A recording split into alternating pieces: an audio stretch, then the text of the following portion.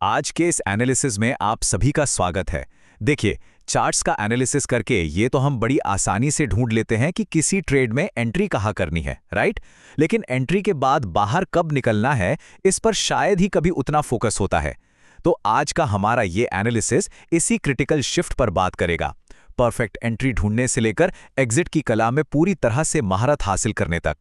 अब यहां एक सवाल आता है जिसका सामना हर ट्रेडर ने कभी ना कभी जरूर किया है। सोचिए, एक परफेक्ट एनालिसिस वाला प्रॉफिटेबल ट्रेड अचानक नुकसान में क्यों बदल जाता है? वो ग्रीन पोजीशन रेड में बदल जाती है और फिर हम फ्रस्ट्रेट होकर अपने ही चार्ट एनालिसिस को दोष देने लगते हैं। लेकिन सच बताऊं, एंट्री एकदम फ्लॉलेस थी। असली गड़बड़ कहां थी? एक मजबूत एग्जिट स्ट्रैटेजी का ना होना। तो एग्जिट की इस उलझन को हमेशा के लिए सुलझाने के लिए हमें प्राइस एक्शन पर बेस्ड एक 4 पिलर फ्रेमवर्क को समझना होगा। आज हम बात करेंगे रिस्क मैनेजमेंट और ratio, options premium momentum, support और रेजिस्टेंस की असलियत और आखिर में मार्केट फेजेस को नेविगेट करने के बारे में।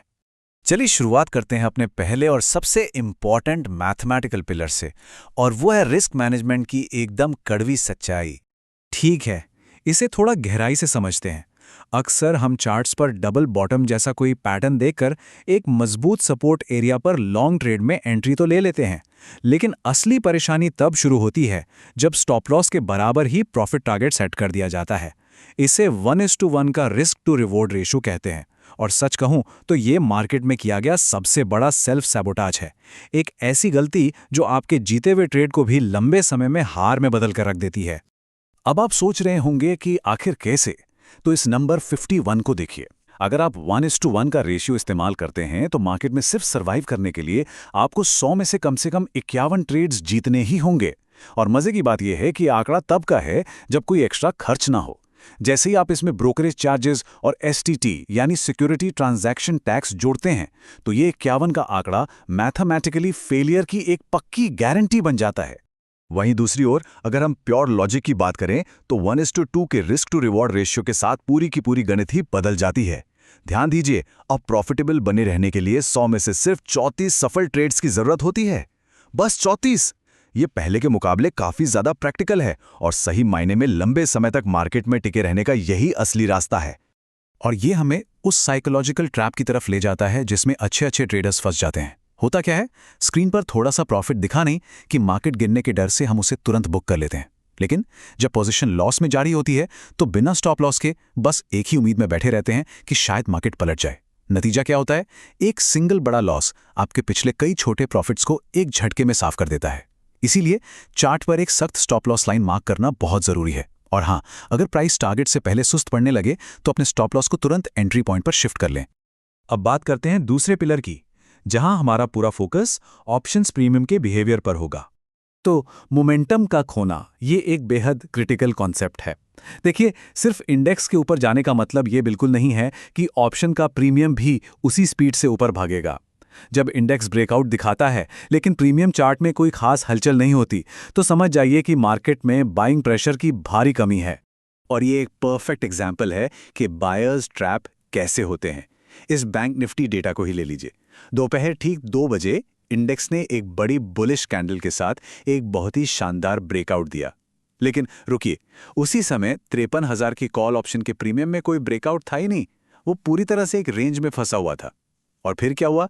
ठीक 1 मिनट बाद 2:01 पर जैसे ही इंडेक्स की प्राइस नीचे गिरी, प्रीमियम ताश के पत्तों की तरह कोलैप्स हो गया।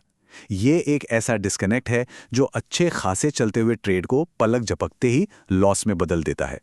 तो यहां से हमारा गोल्डन रूल क्या बनता है? सिंपल है, अगर ऑप्शंस चार्ट का मोमेंटम इंडेक्स चार्ट की चाल को फॉलो करना बंद कर दे तो उसी वक्त बिना किसी हिचकिचाहट के अपनी पोजीशन से एग्जिट कर लें।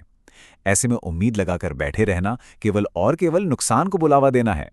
चलिए अब तीसरे पिलर की तरफ चलते हैं, सपोर्ट और रेजिस्टेंस की असलियत। चार्ट पर प्राइस एक्शन इन लेवल्स के साथ आखिर कैसे इंटरैक्ट करता है? अब देखिए, एग्जिट करने का फैसला पूरी तरह से मोमेंटम की ताकत पर टिका होता है। अगर ट्रेंड बहुत मजबूत है और प्राइस एकदम रॉकेट की तरह बिना रुके रेजिस्टेंस की तरफ बढ़ रही है, तो आप वहां लगभग 70% क्वांटिटी बुक कर सकते हैं और बाकी 30% को आगे के लिए राइड कर सकते हैं।